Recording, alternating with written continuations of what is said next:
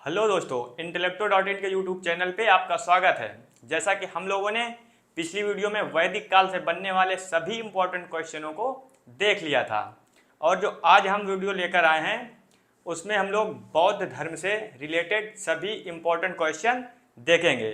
तो आइए हमारे साथ जुड़िएगा और क्लास को शुरू करते हैं। ये रहा पहला क्वेश्चन आपके स्क्रीन पे। गौतम बुद्ध का जन्म कहाँ हुआ था? ठीक है, तो गौतम बुद्ध का जन्म सबको पता ही होगा, लुम्बिनी में हुआ था। ठीक है, कहाँ हुआ था?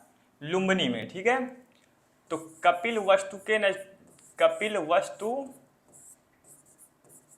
के नज़दीक जो शहर था लुम्बिनी, उसी में गौतम बुद्ध का जन्म हुआ था। कब हुआ था अगर बात करें तो गौतम बुद्ध का जन्म जो है 563 ईसा पूर्व में हुआ था। ठीक है, 563 ईसा पूर्व में हुआ था। ओके, अगर बात करें इनके पिता के नाम की तो पिता इनके कौन थे? तो पिता इनके शुद्धोधन थे। ठीक है, शुद्धोधन थे जो शाक्य गणराज्य के प्रधान थे। ठीक है, नीचे लिख के दे रहे हैं, शाक्य गणराज्य के क्या थे? प्रधान थे। शाक्य गणराज्य के प्रधान, ठीक है, थे। वह कपिल वस्तु के राजा थे। ठीक है ना, वह कपिल वस्तु के राजा थे। अगर इनके माता की बात किया जाए तो माता का क्या नाम था? माता का नाम था महामाया। ठीक है, महामाया देवी माता का नाम था। और ये, ठीक है, ये किस वंश से थे? तो ये कलिके वंश से थी। ठीक है ना, कलिके वंश की कन्या थी। ठीक है,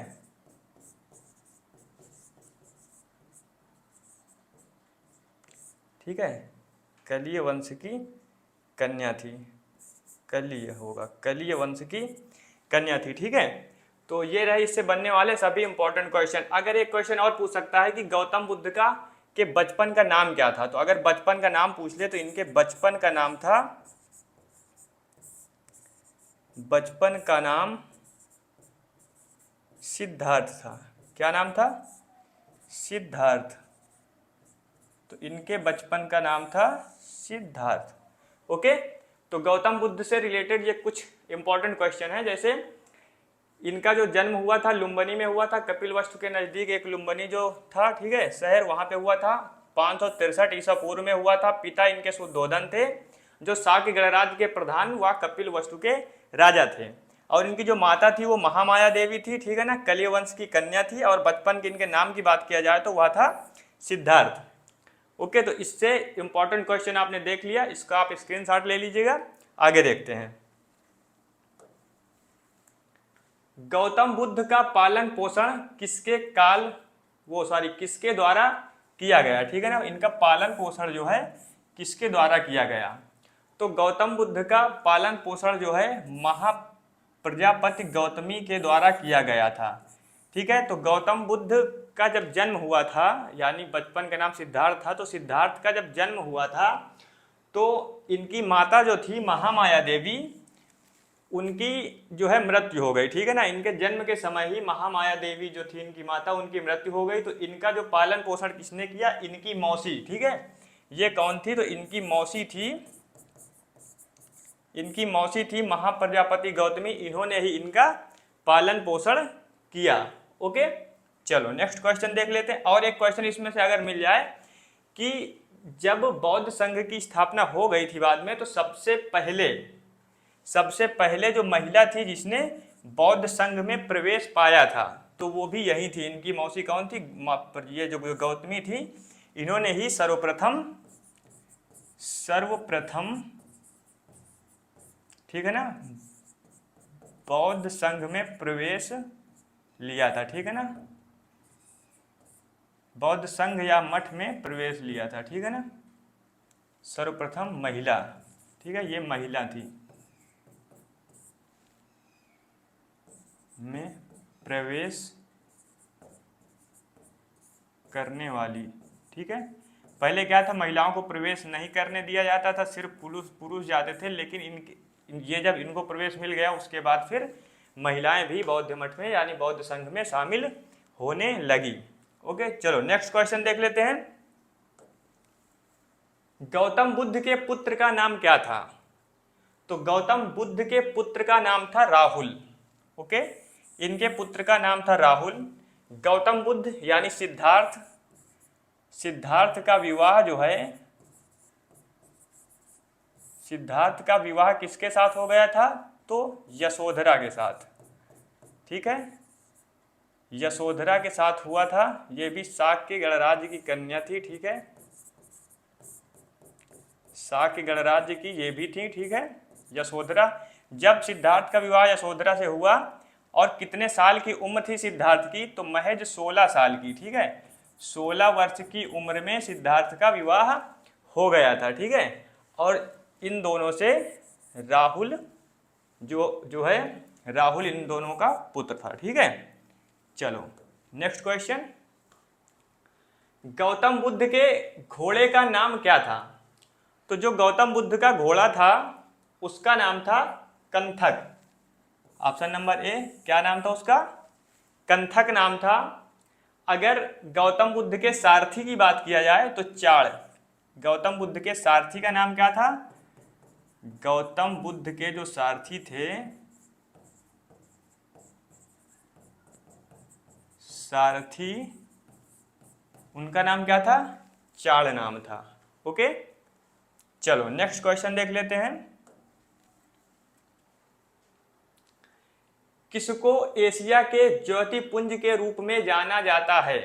ठीक है, तो एशिया के ज्योतिपुंज के नाम से किसे जाना जाता है? गौतम बुद्ध को। ओके, गौतम बुद्ध को जाना जाता है। इनके ऊपर, ठीक है, इनके ऊपर एडवर्ड अर्नाल्ड, ठीक है, एडवर्ड अर्नाल्ड ने एक काव्य की रचना की है। एडवर्ड अर्नाल्ड, जिसका नाम क्या है? द, ठीक है, light of Asia. Okay, the light of Asia book की रचना की है किसने? एडवर्ड अर्नाल्ड ने। वो किसके ऊपर लिखी गई है? तो गौतम बुद्ध के ऊपर, जिसके वजह से इनको, ठीक है, ज्योति एशिया का ज्योतिपुंज कहा जाता है। ठीक, चलो अगला क्वेश्चन देखते हैं। सिद्धार्थ ने कितने वर्षों की अवस्था में गृह त्याग दिया था? अगर सिद्धार्थ की बात करा जाए तो सिद्धार्थ ने 29 वर्ष की अवस्था में घर को छोड़ दिया था। अपने पुत्र और पत्नी को सोते हुए ये रात में ही गृह त्याग कर करके चले गए थे। ठीक है, अब बात करें वजह क्या थी? तो एक बार क्या हुआ, ये अपने जो इनके सारथी थे चाण, उनके साथ ये जो है अपने शहर में घूमने के लिए निकले। ठीक है, तो क्या हुआ, जब घूमने के लिए इन्होंने ये निकले तो आगे इनको कुछ व्यक्ति मिले, जैसे बूढ़ा व्यक्ति मिला, बीमार व्यक्ति मिला, ठीक है, एक मृतक शरीर मिला, उसके बाद एक गृहस्थ मतलब सन्यासी मिला, जो गृह को सब छोड़ चुका था, गृहस्थ नहीं था। ठीक है, तो उस प्रसन्न सन्यासी को देखकर इनके मन में विचार आया कि जो है मैं भी गृह त्याग करूं। ठीक है, तो क्या वजह थी? इन्होंने जो चीजें देख ली थी तो वो थी, पहले तो इन्होंने बीमार आदमी को देख लिया, ठीक है, बीमार व्यक्ति को, ठीक है, ओके, बूढ़े व्यक्ति को देख लिया और अपने साथी से पूछते भी गए कि भाई ये बीमार है, ये ऐसा क्यों है जो मतलब इस अवस्था में पड़ा है? तो इनके साथी ने कुछ बताया जिसके वजह से ये प्रभावित हो गए। ठीक है, वो क्लास बड़ी हो जाएगी इसलिए हम ज़्यादा नहीं बता रहे हैं। ठीक है, बूढ़ा व्यक्ति मिला, उसके बाद इनको कौन मिला?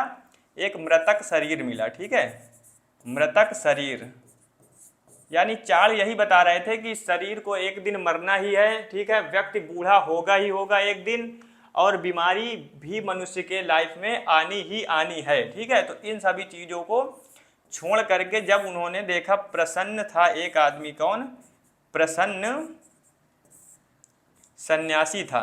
ठीक है, सन्यासी था जो उसको इन्होंने देखा और पूछा चाण से कि यह इतना खुश क्यों है। तो उन्होंने कहा इसको किसी चीज़ की चिंता नहीं है कि मुझे मरना है या जीना है, या मतलब न इसको बीमारी की टेंशन है, ठीक है, यानी किसी चीज़ की इसको टेंशन नहीं है और यह खुशी से जी रहा। तो इनके दिमाग में आया क्यों ना मैं भी ग्रह त्याग करूं। तभी इन्होंने क्या किया कि 29 वर्ष की आयु में अपने घर को त्याग कर सत्य की खोज में निकल पड़े। Okay, next question. बौद्ध ग्रंथों में सिद्धार्थ द्वारा ग्रह त्याग की इस घटना को क्या कहा गया है। ठीक है, तो जब इन्होंने घर त्याग दिया तो इस घटना को क्या कहा गया है, महाभिनिष्क्रमण। ठीक है, यह इंपॉर्टेंट क्वेश्चन है, डायरेक्ट पूछ लिया जाता है। ठीक है, महाभिनिष्क्रमण कहा गया है इस घटना को। ठीक है, किस घटना को, तो ग्रह त्याग की घटना को। चलिए अगला क्वेश्चन देख लेते हैं। बुद्ध के प्रथम गुरु कौन थे। तो अगर बुद्ध के प्रथम गुरु की हम बात करें तो वो थे अलार कलाम। ठीक है, अलार कलाम थे। ये जो है सांख्य, ठीक है, सांख्य के आचार्य थे, आचार्य थे। ठीक है, इनसे ये वैशाली में मिले। कहाँ मिले, वैशाली में मिले, और वहाँ इन्होंने इनसे जो है शिक्षा ली। किससे, किसकी शिक्षा ली, उपनिषद की। ठीक है ना, उपनिषद, ठीक है ना, उपनिषद की शिक्षा ली।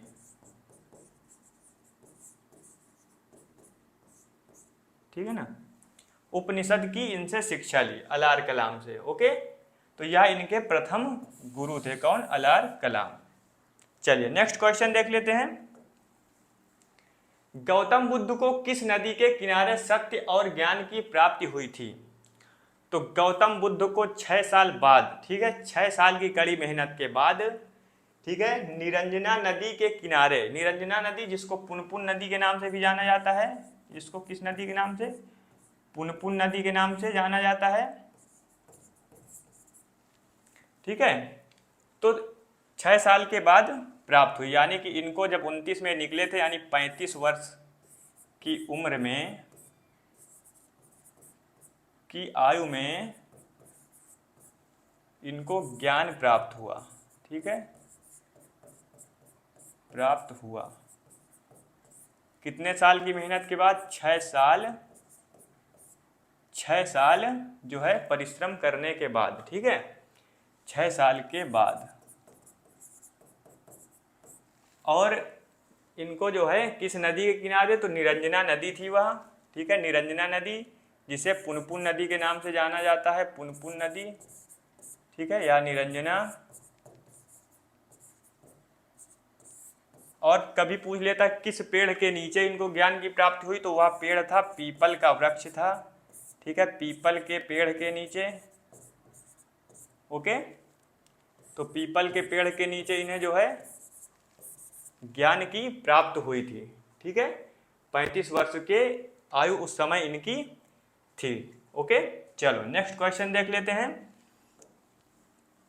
गौतम बुद्ध द्वारा ज्ञान प्राप्ति की घटना को क्या कहा गया है।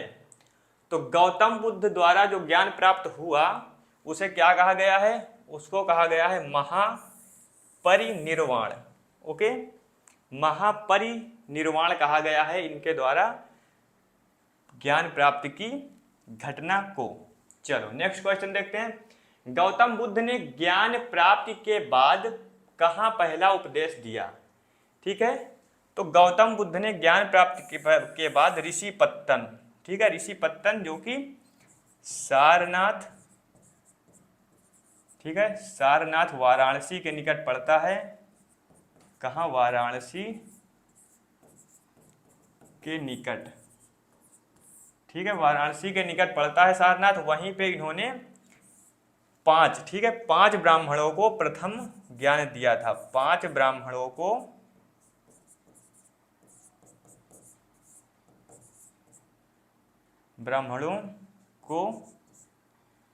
प्रथम उपदेश दिया था। ठीक है,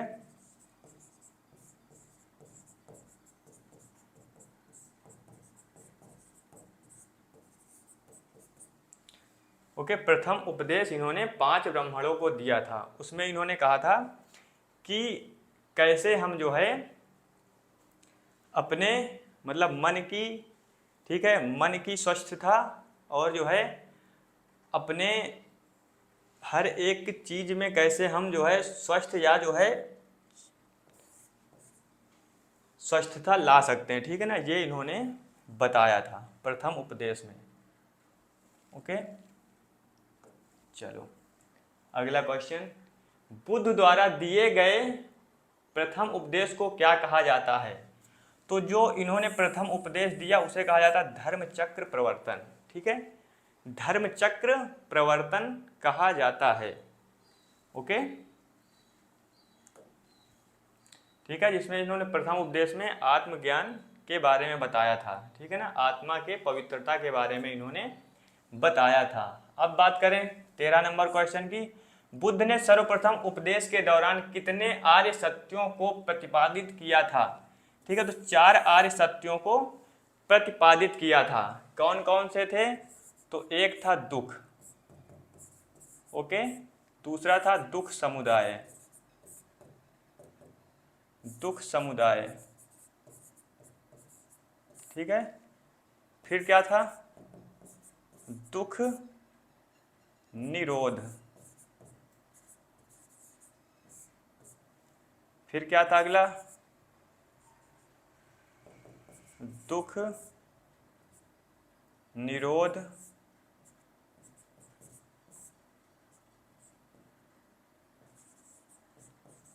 मुक्ति, ठीक है। तो ये 4 समुदायों, ठीक है, ये 4 जो है आर्य सत्यों को प्रतिपादित किया था। देखो, दुख का मतलब क्या बताया था, दुख समुदाय का मतलब क्या बताया था, दुख निरोध का मतलब, और दुख निरोध मुक्ति का मतलब इन्होंने क्या बताया था? तो दुख में इन्होंने ये बताया था कि दुख चारों तरफ है, यानी दुख जो है मनुष्य के जीवन में है ही, दुख से आदमी बच नहीं सकता है, यह परमानेंट है, ठीक है। उसके बाद दुख समुदाय में ये बताया कि दुख तो है लेकिन दुख का कारण भी आप खुद हो, ठीक है, दुख है और दुख का कारण भी आप खुद हो। उसके बाद इन्होंने दुख के बारे में बताया कि दुख निरोध, ठीक है ना, दुख को जो है, दुख तो है लेकिन दुख का समापन भी है, दुख को हम संपन्न भी कर सकते हैं, दुख को यानी हम खत्म भी कर सकते हैं, यानी कि दुख का अंत भी है। अगर दुख का प्रारब्ध है तो दुख का अंत भी है, ठीक है, दुख का प्रारब्ध है तो दुख का अंत भी है। उसके बाद दुख निरोध मुक्ति के लिए बताया कि कैसे हम दुख से बच सकते हैं, तो उसके लिए इन्होंने अष्टांगिक मार्ग के बारे में बताया है कि जिसको दुख से, अपने दुख से बचना है, यानी दुख से जिसको बचना है वो कौन सा मार्ग अपना ले? तो अष्टांगिक मार्ग अपना जो है, अष्टांगिक मार्ग अपना ले, ठीक है, अष्टांगिक मार्ग बताया है दुख बचने के लिए, ठीक है। तो ये इसके जो है 4 आर्य सत्य थे, ठीक है। चलो देख लो इनको, दुख है, दुख समुदाय, दुख निरोध और दुख निरोध मुक्ति, ठीक है, जिसके निवारण के लिए अष्टांगिक मार्ग। नेक्स्ट क्वेश्चन देख लेते हैं, बुद्ध ने आम जनता को किस भाषा में उपदेश दिए? ठीक है, तो बुद्ध ने पाली भाषा में आम जनता को उपदेश दिए थे, ठीक है, और बुद्ध ने कुल 45 वर्षों तक धर्म का प्रचार किया, 45 वर्ष तक धर्म का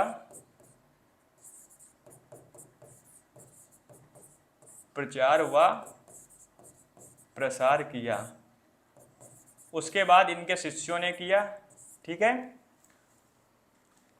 तो समझ गए, पाली भाषा में जो है उपदेश दिया करते थे। चलो नेक्स्ट क्वेश्चन देख लेते हैं, बौद्ध संघ की स्थापना बुद्ध द्वारा कहाँ की गई थी?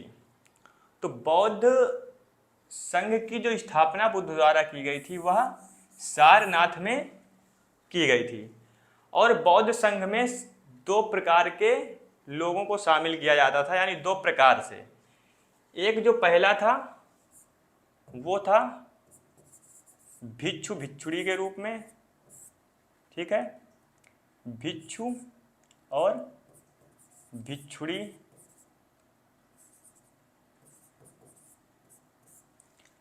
ठीक है, और दूसरा जो था उपासक और उपासिका, उपासिका के रूप में। ठीक है, अब देखो भिक्षु और भिक्षुणी होता क्या था। भिक्षु भिक्षुणी का मतलब ये था कि आप ग्रह त्याग करके संघ में शामिल हो सकते हो, यानी संघ में आ जाओ, सन्यासी जीवन जियो। ठीक है, और उपासक उपासिका का मतलब क्या होता था, देखो इसका जो मतलब था, इसका मतलब होता था सन्यास। ठीक है, आपको सन्यास लेकर के बौद्ध धर्म में, बौद्ध संघ में शामिल कर लिया जाता था। ठीक है, और उपासक उपासिका का मतलब क्या था, आप गृहस्थ जीवन में रहकर भी, गृहस्थ जीवन में रहकर, ठीक है, बौद्ध धर्म अपना सकते थे।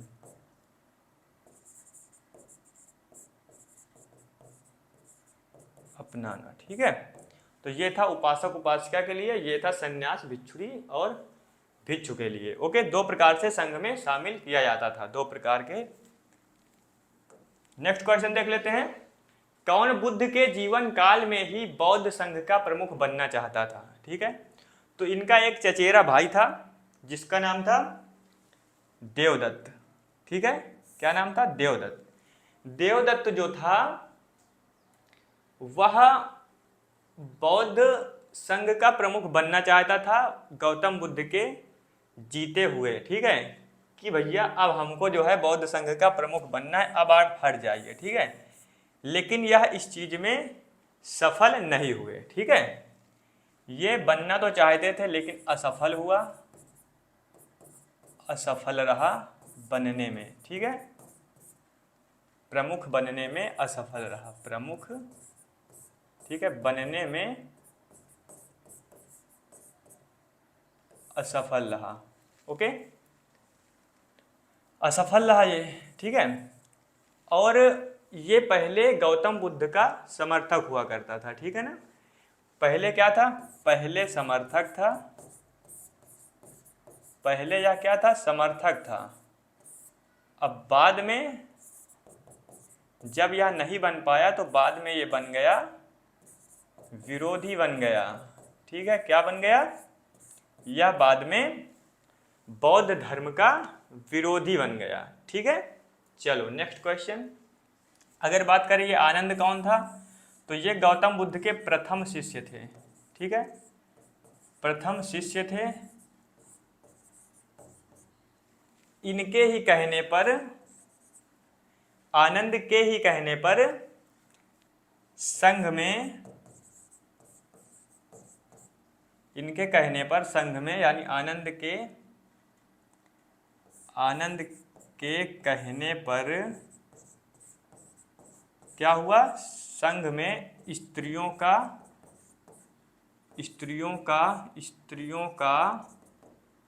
प्रवेश प्रारंभ हुआ था। ठीक है,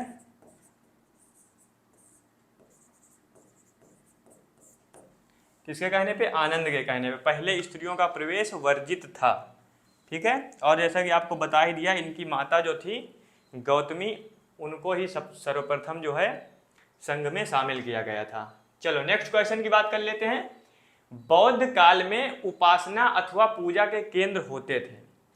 ठीक है, तो बौद्ध काल में चैत्य जो था, चैत्य जो बने होते थे वही जो है उपासना एवं पूजा के केंद्र होते थे।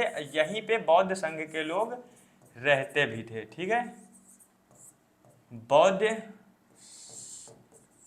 संघ के लोगों का निवास, ठीक है, यानी इसी के नज़दीक ही आसपास, और इसी में चैत्य में ही बौद्ध संघ के लोगों का निवास भी होता था। ओके, चलो, हाँ देखो मिल ही गया क्वेश्चन। बौद्ध भिक्षुओं के निवास स्थल को कहते हैं, तो निवास स्थल को क्या कहते हैं, इसके चैत्य कहते हैं। ओके, समझ में आ गया ना आपको। चलो अगला क्वेश्चन देख लेते हैं। बौद्ध धर्म का मूल आधार है, तो बौद्ध धर्म का जो मूल आधार है वो है 4 आर्य सत्य।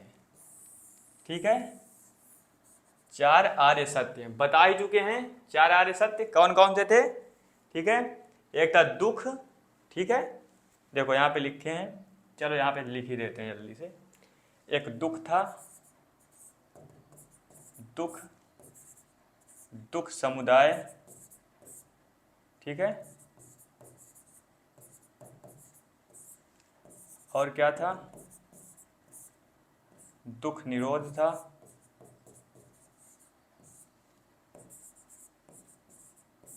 और दुख निरोध मुक्ति था, विलोमी या मुक्ति, ठीक है, ये कह सकते हैं आप। तो यही थे 4 आर्य सत्य, ठीक है, बौद्ध धर्म के मूल आधार थे। बौद्ध धर्म में यही बताया गया है कि कैसे जो है हम दुखों से मुक्ति पाएं, ठीक है, क्योंकि यही सोचकर गौतम बुद्ध घर से निकले थे, ये सब सांसारिक दुखों को देख कर कि ये बीमार है, ये अजार है, ये जो है बूढ़ा है, ये मर गया, ठीक है, यही सब चीज़ें देख के। चलो अगला क्वेश्चन देख लेते हैं। बौद्ध धर्म के त्रिरत्न हैं, तो बौद्ध धर्म के त्रिरत्न यही है भैया, बुद्ध संग धम्म, ठीक है, बुद्ध शरणम गच्छामि, ठीक है, यानी बुद्ध से उपदेश लो, संघ में शामिल हो जाओ और धर्म की प्राप्ति करो, यानी उपर्युक्त तीनों ऑप्शन जो है सही है। ओके, चलो नेक्स्ट क्वेश्चन की बात कर लेते हैं। अगला है, गौतम बुद्ध ने कहाँ अपना शरीर त्याग दिया था, ठीक है, जैसा कि ये क्वेश्चन आपको पता ही होगा, कहाँ अपना शरीर त्याग दिया था, तो कुशीनारा में अपना शरीर इन्होंने त्याग दिया था। कितने साल की उम्र में, इन्होंने 80 साल की उम्र में अपने शरीर का त्याग कर दिया था, ठीक है, और कहाँ, तो कुशीनगर, ये क्लियर ही हो गया। देखो इससे बनने वाले इंपॉर्टेंट क्वेश्चन कौन कौन से पूछ सकता है कि ये जो अपने शरीर को त्यागे थे उससे पहले इन्होंने किसको अपना उपदेश दिया था, ठीक है ना, तो अंतिम उपदेश, अंतिम उपदेश किसको दिया, सुभद को, सुभद को अंतिम उपदेश दिया, ठीक है। अगर मृत्यु कितने वर्ष की उम्र में हुई थी, तो मृत्यु जो हुई थी, ठीक है, इन्होंने अपने शरीर का त्याग जो किया 80 वर्ष की उम्र में, ठीक है, कौन सा वो ईसा पूर्व चल रहा था, तो 400, ठीक है, 400 ये 63 में पैदा हुए थे और 483 में इन्होंने क्या कर दिया, अपने शरीर का त्याग कर दिया, ठीक है, और कहाँ पे, तो कुशीनगर में, जैसा कि ये ऑप्शन दिया ही है।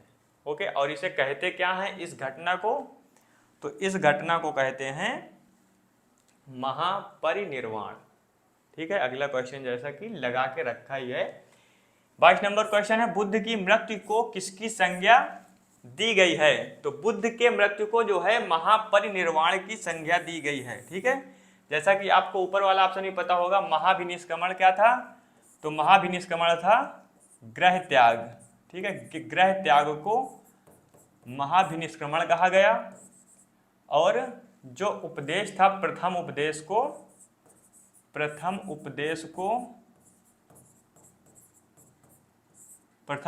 को धर्मचक्र प्रवर्तन कहा गया, और महापरिनिर्वाण क्या कहा, किसको कहा गया, तो मृत्यु को, ठीक है, मृत्यु को, ठीक है, गौतम बुद्ध के मृत्यु को महापरिनिर्वाण कहा गया। चलो नेक्स्ट क्वेश्चन देख लेते हैं। प्रथम बौद्ध संगीत के अध्यक्ष कौन थे, तो प्रथम बौद्ध संगीत के अध्यक्ष थे महाकश्यप, ठीक है, महाकश्यप थे अध्यक्ष। और प्रथम बौद्ध संगीत जो थी वो कहाँ की गई थी और कब की गई थी, तो प्रथम बौद्ध संगीति, ठीक है, कहाँ हुई थी, तो कब हुई थी, तो यह हुई थी 483 ईसा पूर्व, ठीक है, कहाँ हुई थी, तो यह हुई थी सारनाथ, ठीक है, ओके। और अगर हम बात करें कि इस समय अध्यक्ष तो आपको पता चल गया, अध्यक्ष तो लिखा ही है, अध्यक्ष थे महाकश्यप, ठीक है, महाकश्यप। और जो इस समय राजा थे, ठीक है, यानी शासक कौन था, तो शासक था अजातशत्रु, ठीक है, शत्रुओं को मारने वाला, शत्रुओं का दुश्मन अजातशत्रु, ठीक है। तो ये इससे बनने वाले इंपॉर्टेंट क्वेश्चन हो गए, ठीक है। चलो, अगर दूसरे संगीत की बात किया जाए कौन था, तो दूसरे के थे अध्यक्ष सब कमीर, ठीक है, दूसरे संगीत के, ठीक है, दूसरे संगीत के अध्यक्ष,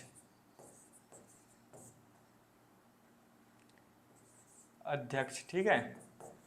और तीसरे के कौन थे, मोगली पुत्र तिष्ट, ठीक है, ये थे तीसरे बौद्ध संगीत के, ठीक है।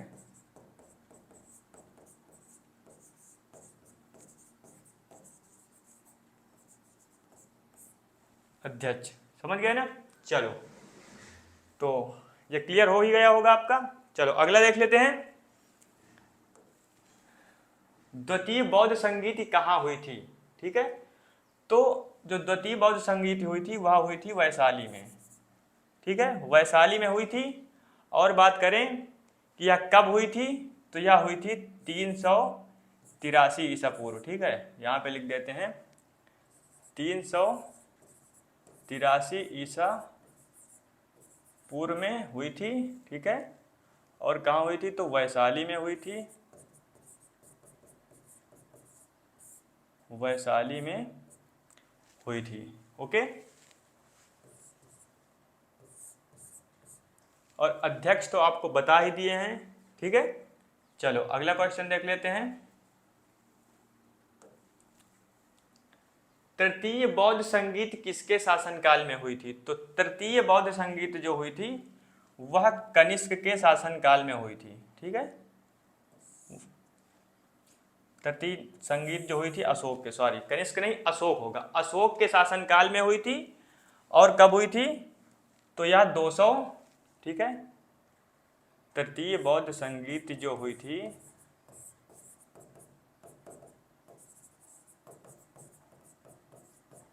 संगीत कब हुई थी, तो 250 ईसा पूर्व में हुई थी। राजा कौन था, अशोक था, ठीक है। और अगर चौथी की बात कर लिया जाए तो चौथी हुई थी कनिष्क के शासनकाल में, ठीक है। चौथी बौद्ध संगीति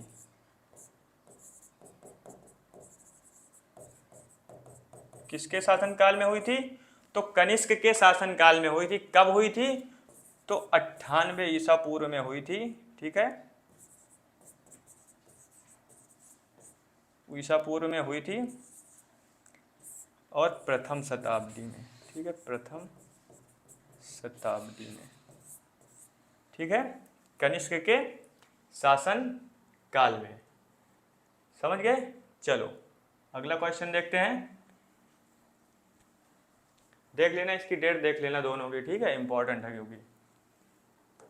चलो अगला क्वेश्चन, किसने शून्यवाद का, देखो एक चीज इसमें और देख लो, पूछ लेता है कि चौथी कहाँ हुई थी, तो तीसरी तो हमने बता दिया था कहाँ हुई, चौथी देख लो। चौथी हुई थी कुंडल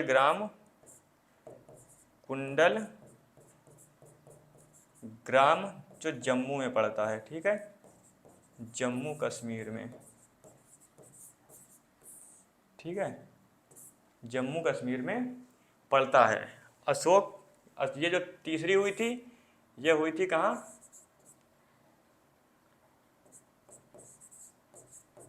कपिलवस्तु में, ठीक है, या मगध, ठीक है, मगध के राजा थे अशोक, ठीक है, तो मगध आप डाल सकते हैं, ठीक है।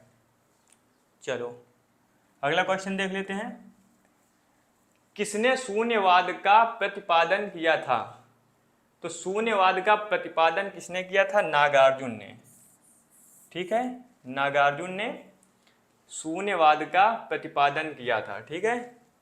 इनको जो है मार्टिन लूथर ने क्या कहा है,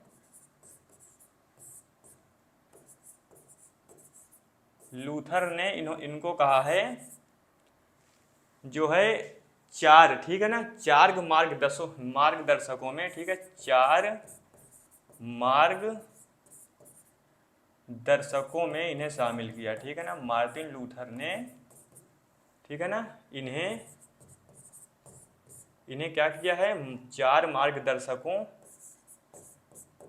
में शामिल किया है, या उनमें से एक बताया है, ठीक है ना।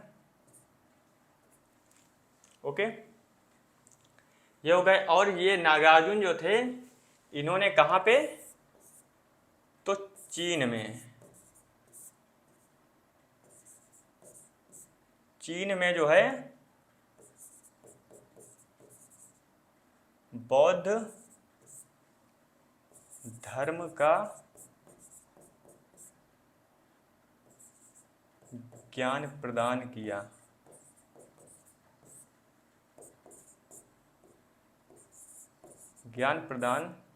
था वहाँ के लोगों को, ठीक है ना, बौद्ध धर्म, जब ये चीन यात्रा पे गए थे वहाँ पे इन्होंने लोगों को बौद्ध धर्म का ज्ञान प्रदान किया था, ठीक है। और नागार्जुन को ही, ठीक है, नागार्जुन को क्या कहा जाता है, नागार्जुन की एक साइंटिस्ट से तुलना की जाती है, ठीक है ना, उसका नाम आप लोग कमेंट बॉक्स में बताएंगे, ठीक है ना, नागार्जुन की तुलना किस साइंटिस्ट से की जाती है। चलो नेक्स्ट क्वेश्चन देख लेते हैं। बौद्ध शिक्षा का केंद्र विक्रमशिला विश्वविद्यालय बिहार में किस स्थान पर स्थित है? तो जो विक्रमशिला है वह भागलपुर में पड़ता है, ठीक है, कहाँ, भागलपुर बिहार, ठीक है। तो भागलपुर जो है डिस्ट्रिक्ट, वहाँ पे पड़ता है विक्रमशिला विश्वविद्यालय। अगर बात करें इसको किसने बनवाया था, तो इसको बनवाया था पाल वंश के, ठीक है ना, पाल वंश के राजा जो थे धर्मपाल ने बनवाया था। किसने? धर्मपाल ने, ठीक है, धर्मपाल ने बनवाया था। ओके, ये क्लियर हुआ ना। भागलपुर बिहार में पड़ता है और इसको पाल वंश के राजा जो थे एक धर्मपाल, उन्होंने ही इसको बनवाया था। चलो नेक्स्ट क्वेश्चन की बात कर लेते हैं। तो अगला है धर्मशिला विश्वविद्यालय पाकिस्तान के किस स्थान पर स्थित है? तो धर्मशिला जो है वह है रावलपिंडी में, ठीक है। पहले राजस्थान में पड़ता था, लेकिन राजस्थान अब जो है पाकिस्तान के रावलपिंडी में पड़ता है, ठीक। चलो डायरेक्ट ये क्वेश्चन पूछ लिया जाता है, इंपॉर्टेंट है। अब नेक्स्ट क्वेश्चन की बात कर लेते हैं। बौद्ध शिक्षा का केंद्र नालंदा विश्वविद्यालय की स्थापना किसने करवाई थी? अगर नालंदा विश्वविद्यालय की बात करें किसने करवाई थी, तो कुमार गुप्त प्रथम ने करवाई थी, ठीक है। और यह कहाँ पड़ता है? तो यह पड़ता है बिहार में, बिहार राज्य में पड़ता है नालंदा विश्वविद्यालय, ठीक है। चलो अगला क्वेश्चन देख लेते हैं। भारत से दक्षिण की ओर देशों में बौद्ध धर्म का कौन सा संप्रदाय प्रचलित हुआ है? तो भारत से जो दक्षिण की ओर जो धर्म का प्रचलन हुआ है, तो वह संप्रदाय कौन सा था बौद्ध धर्म का? तो वह था हीनयान, ठीक है ना। हीनयान संप्रदाय जो है भारत से दक्षिण की ओर के देशों में प्रचलित हुआ है। ओके, तो ये रहे आज के बौद्ध धर्म से बनने वाले सभी इंपॉर्टेंट क्वेश्चन। इन सभी इंपॉर्टेंट क्वेश्चनों को आप लोग देख लीजिएगा एक बार, और अपनी तैयारी को इन क्वेश्चन की मदद से और भी स्टडी करके अपने तैयारी को मजबूत बनाइएगा, जिससे आप अपने आगामी परीक्षाओं में सफल हो सके। धन्यवाद।